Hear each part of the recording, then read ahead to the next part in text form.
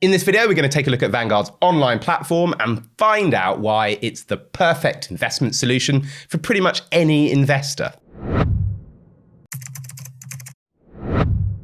Now, I've been wanting to do this video for ages because Vanguard is one of the most impressive investment companies in the industry. I mean, I've been working in the industry for 15 years, dealing with all sorts of investors, all sorts of companies just like this, but there's few that match up to the sheer brilliance, innovative quality of Vanguard, because back in the 70s, they were a pioneer of something called the index fund. So there's a reason why they've managed to gather so many customers, so many assets to become one of the biggest investment firms in the world. It's American, of course. So as you can see here on their homepage, they talk about how they have 50 million clients worldwide. That amounts to about $7 trillion that they manage for those 50 million clients. That's $7 million that they invest.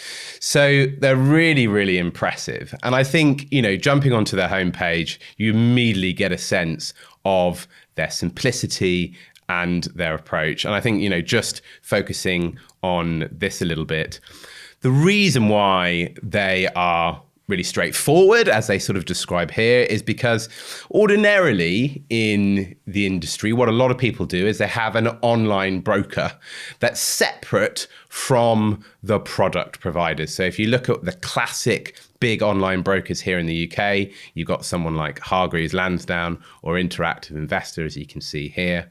And normally what happens is you open up an account at one of these brokers, and then into that account, you plug in different products, which are supplied by all sorts of different investment firms like Schroders or Jupiter or BlackRock. There's lots and lots of them, okay? So there's two kind of components to what you're doing when you're investing. Well, going back to Vanguard, they are both the platform and the product provider. So rather than going into a supermarket like Tesco and putting in different brands into your trolley, like a can of baked beans maybe, or a packet of Oreos, what you're doing is you're going into a Tesco, and all that Tesco offers is its own brand products. So that's effectively what Vanguard does, which means they have a much trimmer selection of products than you might find at a Hargreaves or an Interactive Investor, but there's everything you kind of need. There's enough tools in that particular kit to get you where you need to go, to get you to your investment goals. So I think that's the first thing about why they're sort of super simple. And it begins to give you an idea of why they're all so cheap. Not just spreading those costs, but also the types of funds that Vanguard tends to offer, which are index funds. They're very well known for their index funds, and that's because they were the pioneer of index funds back in the 70s. What do we mean by that? So an index fund is effectively what we call passive investing. So let me just start with active investing, which is the other type of investing.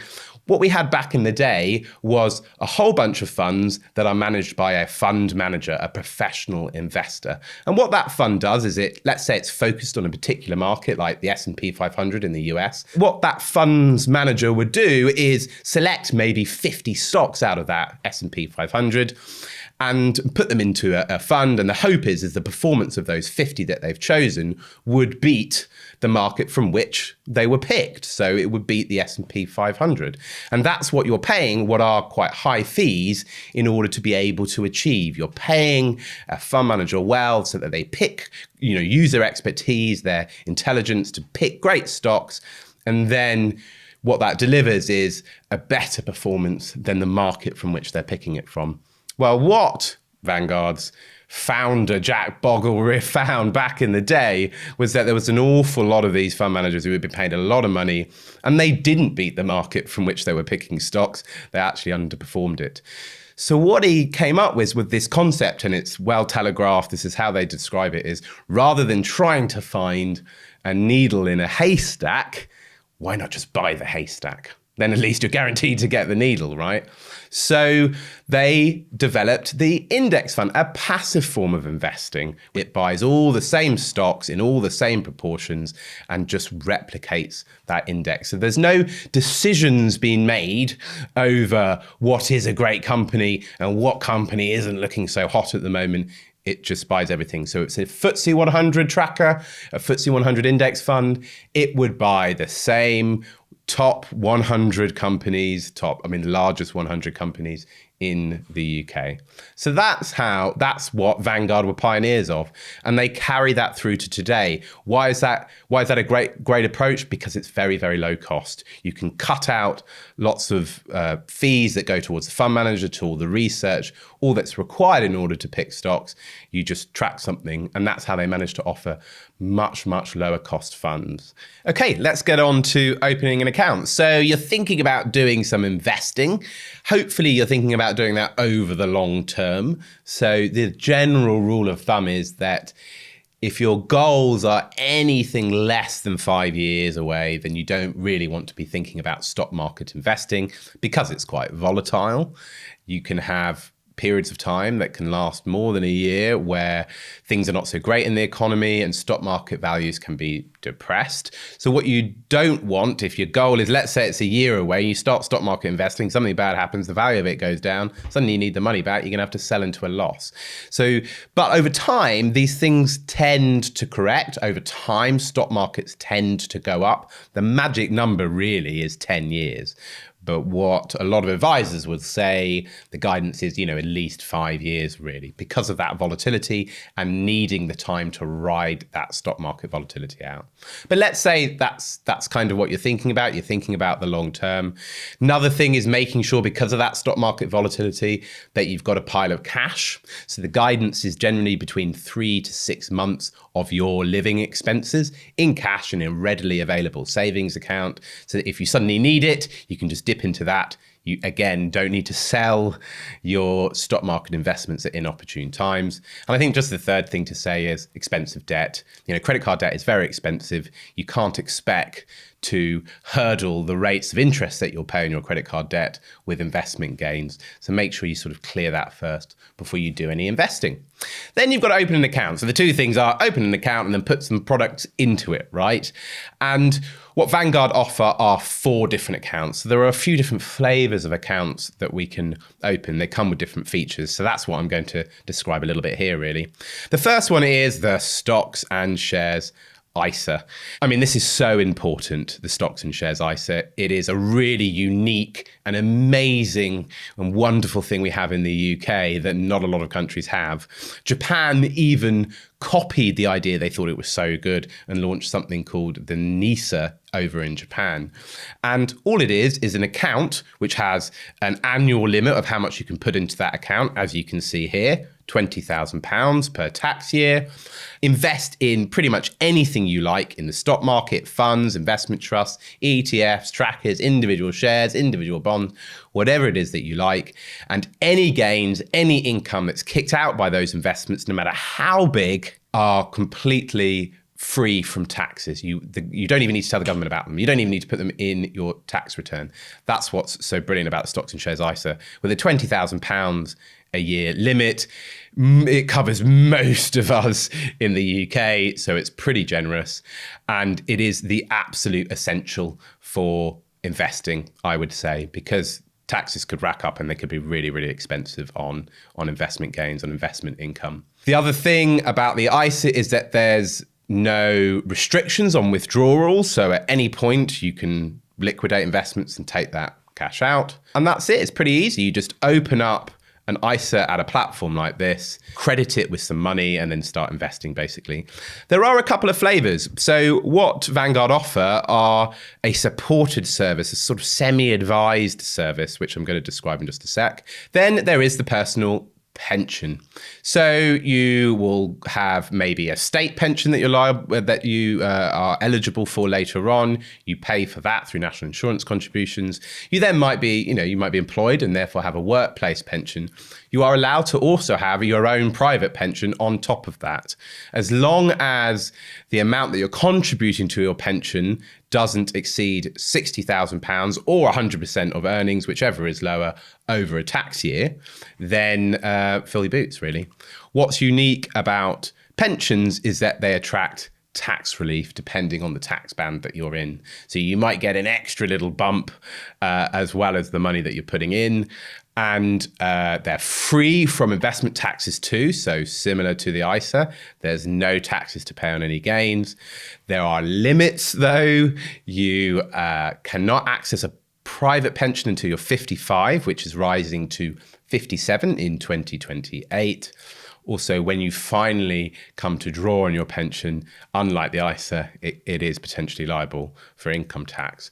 So there's a few things there. Look, we've got loads of videos on retirement in the YouTube channel. So please check those out because we cover a lot of this detail in that as well. So you've got the ISA, the personal pension, and then they've also got the junior ISA, which is a separate ISA to your own.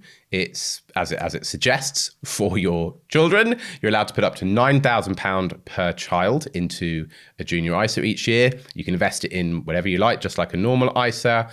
And they will get hold of that when they turn 18. There's the one downside is there's nothing you can do to stop them getting hold of that. But it is a really good tax-free way of helping grow a bit of a nest egg for them, given all of the challenges that they're likely to face with very expensive housing, expensive university costs, things like that.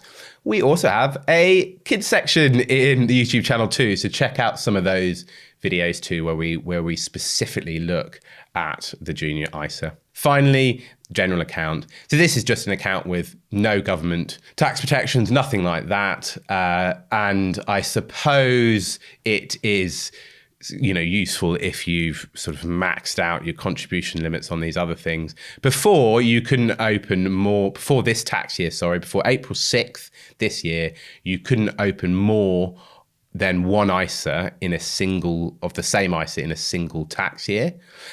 Now you can. So you've just got to keep an eye on how much you're contributing to them. So it means that in my opinion, the general account is becoming, less useful. And as I say, any investments you make within a general account are potentially liable for tax if they go above certain tax-free thresholds, which we mentioned in some of our other videos. So please check those out. So those are the 4 accounts that you can open. Hopefully that covers quite a lot of stuff. What I thought I'd do is just tell you what you get if you want to opt for having a bit more management of your investments.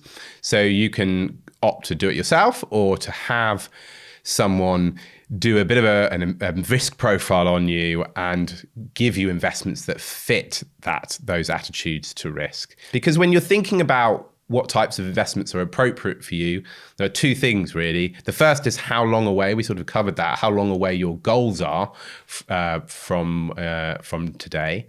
And especially if you've got sort of 10 years or more, then it's a great opportunity to take a bit more risk, ride out some of that volatility and hopefully get a nice juicy return. Although of course nothing is guaranteed in investing. But the other thing is your attitudes to risk. Some people, no matter how long away your goal is, just are more risk averse and would not sleep easily at night with the idea that their money's running around in the stock markets. So for that reason, those 2 things together need to be sort of taken into account when you're thinking about how you go about investing. So what Vanguard offer is this quite interesting we do it for you service. And what you get extra is that they do a bit of a personalized risk profile, which you can see here, and then select some funds for you and then adjust those as markets change, as investments change over time, then adjust that mix of investments that they have so that it always matches this risk profile that they figured out for you.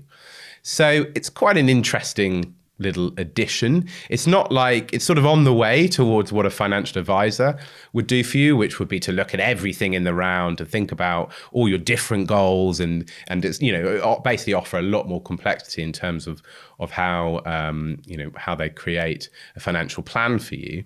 So this is just sort of an element of that. A financial advisor would, there'd be an upfront fee, there'd be an ongoing fee for that on top of the cost of your investments and things like platform fees. So that would probably amount, an advisor would probably on an ongoing cost would probably amount to about 1.5% to 2%. So this is much cheaper sort of approach. As I say, it's nowhere near as involved. They don't look at all of your finances in the round, and they don't look at all the different goals that you might have and various things like that, tax planning, other things that they kind of do for you. But in terms of how it compares to the do-it-yourself service, it's this extra charge here. So, they have an account fee. It's very, very low. I love that it's sort of capped at 375. Then the fund fees, well, they say from 0.06, that's what we would say is 6 basis points. They have very, very cheap funds on offer. It depends what you select. They have some active funds which go all the way up to, I think, around 0.7. So it very much depends on what you select yourself.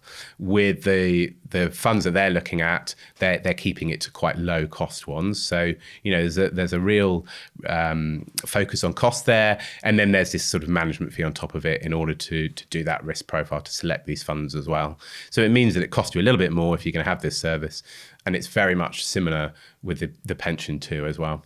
Okay, so then once you've sort of thought about the account that you want to open, then it'll go to opening it, and you're going to need, it's not many details. It's actually really, really quick to do. And the next step in your journey will be, what kind of fund do I want to go in there? And that's what we're going to cover in our next 2 videos. We're going to look at these life strategy funds. Let's take a little look at this. So these are in their ready-made portfolio section. We've got the life strategy funds and the target retirement funds in 2 videos, because these are some of the most popular investment products, and I kid you not, in the world. Please check out some of the other videos that we have in the Steps to Investing YouTube channel, and don't forget to subscribe and turn on notifications.